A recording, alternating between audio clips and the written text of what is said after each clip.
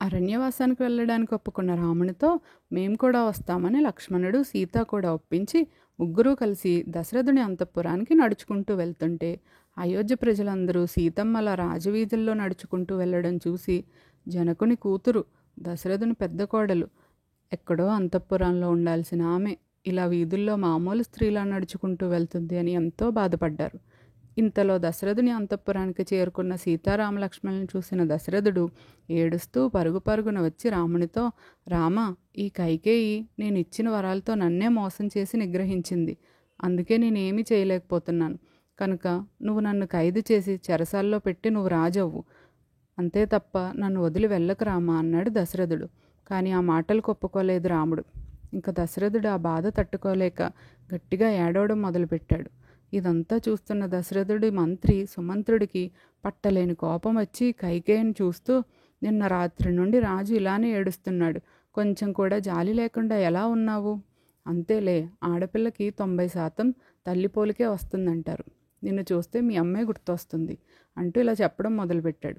నీ తండ్రికి అన్ని ప్రాణుల భాషలు అర్థమవుతాయి. ఒకరోజు నీ తల్లి తండ్రి ఏకాంతంగా ఉండగా 2 చీమలు వాళ్ళ పక్క నుండి వెళ్తున్నాయి. వాటి మాటలు విన్న మీ నాన్న నవ్వుకున్నాడు.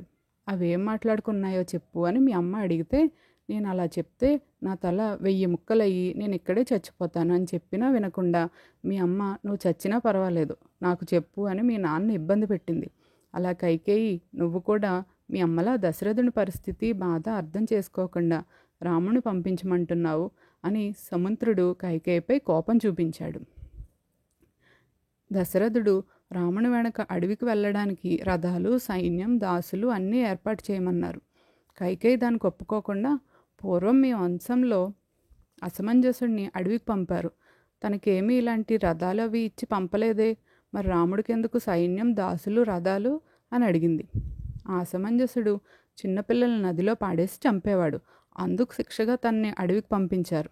రాముడు ఏం తప్పు చేశాడు అని అడిగితే ఆమె నోటి వెంట మాట రాలేదు కైకేయికి.